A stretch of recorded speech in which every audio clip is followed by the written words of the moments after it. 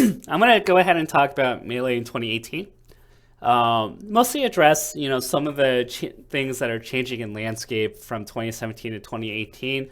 Some of the stuff that, some of the good, some of the bad. I think one of the big things that a lot of people looked in 2017 was the drop in numbers for peak attendance and peak viewership. But all in all, if you look at viewership hours, which is a better metric to use for the health of Smash and Melee, for this video, I'll primarily talk about Melee, is that if you look at the volume of hours total watched for Melee, we actually went up a little bit. So that's actually a good sign for us. It doesn't really indicate that we dropped.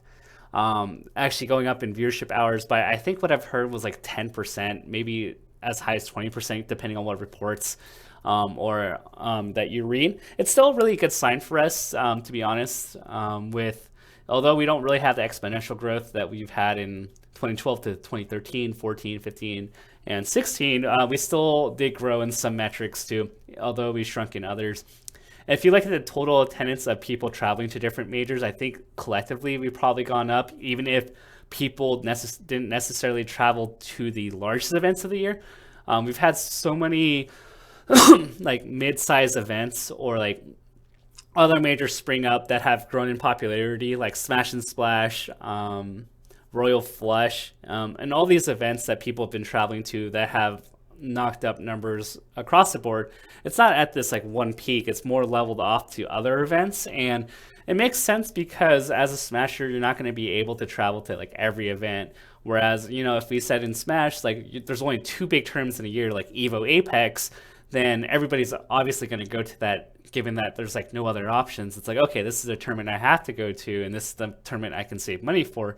Whereas in 2017, it's like, oh, do I want to go to Evo or can I do Smash and Splash is a little bit closer to me and it costs less, and they're running round robin pools. Like I should go to that instead. So I think a lot of Smashers, being budget conscious, which perfectly makes sense. It takes a lot of money to travel to tournaments. Are opting to go to something more local to them, and so that's why you're not seeing the big tournaments get as much big attendance. Now, with that being said, at the national level, I'm not too worried about it. At the local level, this is something where it's very unique, and I see pros and cons to the landscape of locals. I think the New England guys and the Tri-State guys have numbers on this, but statistically speaking, the number of people who go to weeklies have dropped considerably this year when you compare to the peak of 2015 and 2016, where it was very easy for like a New England local to have like anywhere from I believe like 40 to 100 people come to a random weekly during the week, which is insane. That number has dropped considerably, and I can imagine net play being a large part to this. Because, and this is like an issue for me too, where I live in SoCal, where there's Power 9, Friday Night Turnip, Tuesday mode trainings, or whatever those are called. The issue for me is that I have to wake up early, and to be honest, it's not really enticing to go to a Power 9 when it takes me an hour and a half to get there after work, and then I have to take an hour drive to get back home, and I have to wake up early. Or Friday Night Turnip is a 2 hour drive in traffic, and Tuesday training days are an hour for me. So a lot of people are like, well, like you're spoiled to live in SoCal. Well, in reality, it's like it's really hard for me to go leave work, even have to leave work early and then have to like sleep late on a random weekday. So it's not the most ideal for me to go to these tournaments.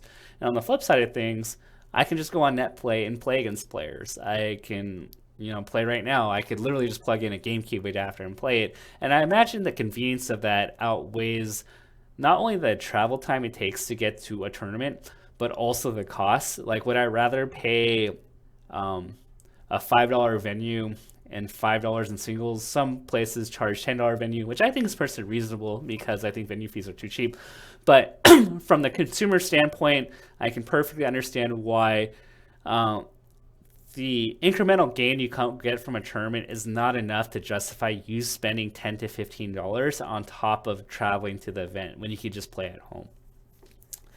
I always view locals as a huge lifeblood of the community in terms of building up the community and also building up the culture. I think one of the things I didn't really like about NetPlay was when everyone's anonymous, and this is just in general with the nature of social media and the internet, you're not held accountable for your actions. And whereas if you're at a tournament, you get to know people, and you can't really call someone a nice guy, mango terms, or say things that you wouldn't say. You can get away with saying things online that you wouldn't say to a person's face. So I really view, and I really do think that it's important that we build healthy interactions, because one of the greatest things about Smash is the in-person community, which greatly differs from the type of conversations you get on Reddit, even this Twitch chat, which I love you guys, or social media or YouTube comments. I think a lot of people who fall in love with the scene are the ones that actually go to events and then realize that people are chill to hang out with, and we just all love this game. Now, with that being said, I believe that net play, um, overall has increased our player base considerably, and overall our average level of skill. I actually jumped on net play for the first time yesterday, and I'm on my very first ever account, so I'm not smurfing. And I played some like plat level players who took me to game three last stock, and I was like, man, like you guys are actually really good. And these are probably players that haven't really entered a tournament. They just grind on that play, and they just got really good. So it's really cool to see that. So it's going to be interesting to see how locals pivot from this. They're going to have to add value to the point where people are enticed to spend the $10 to $15 to go. And feel so that they feel like they have a better experience that they can't get just playing net play. So that's going to be a big challenge for locals. I don't really have a solution to this. I don't really have an idea of like how to bring back numbers up. This is going to really come down to just the creative minds who run locals to innovate and do something to survive, or they will die because they can't, keep up and pay a venue. So that's gonna be a big challenge, but I think I like it. I love when we're confronted with these challenges, because it causes us to adapt and innovate. I think Tuesday mode training days are actually really great for new players, because they get to play a ton of sets against people of different skill levels.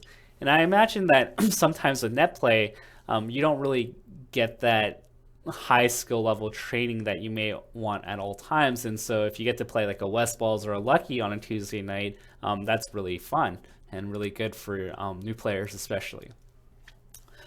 The other issue I want to talk about is player sponsorships. I'm not going to mention what orgs I've talked to. I'm always looking out for other players, because they are my friends.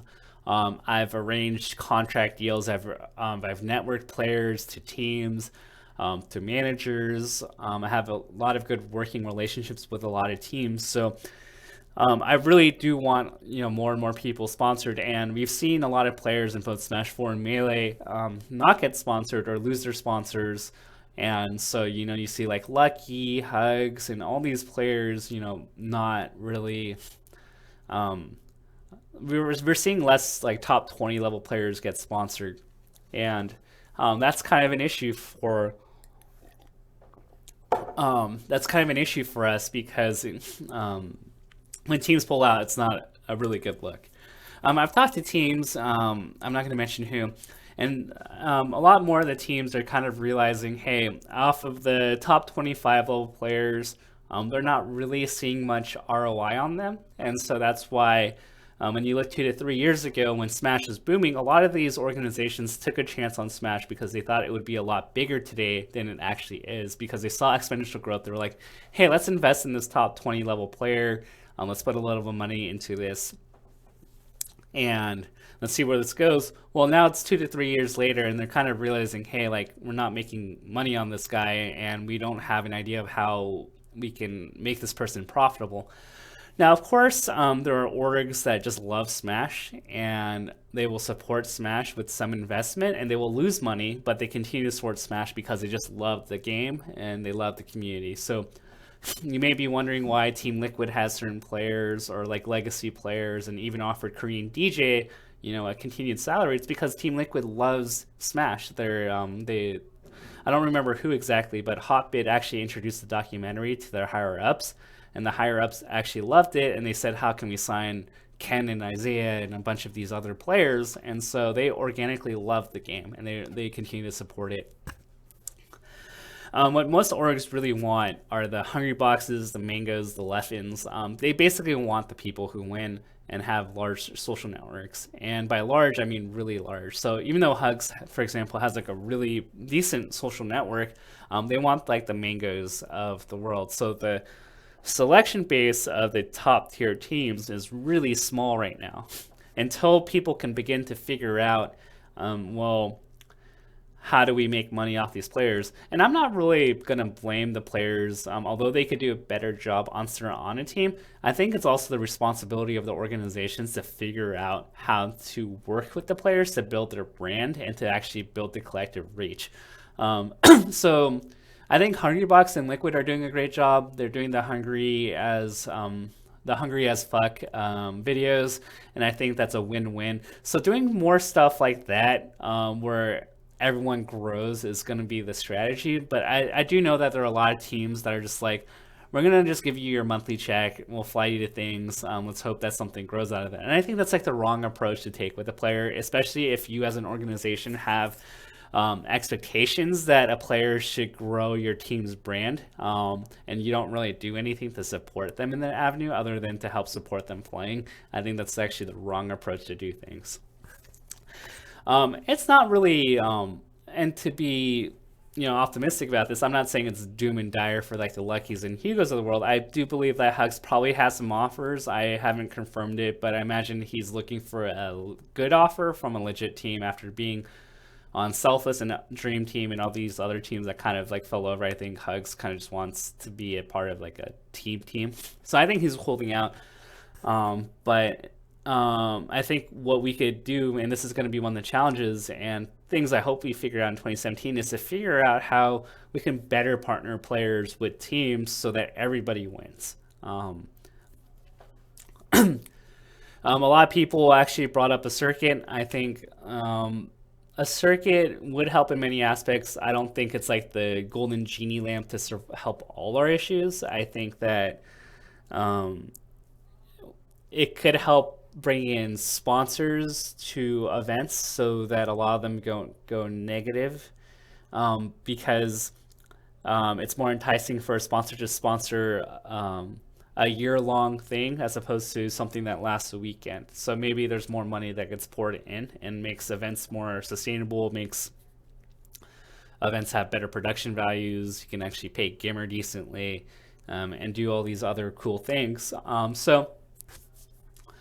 It would be cool, and I think for me as a content creator, a circuit would help me better storyline things. I always say that MLG 2014 and the events leading up to it had everybody excited because of the circuit points, and it made it incredibly easy for me to produce content in general, for me to hype up what was coming for the summer, and I think everybody um, was able to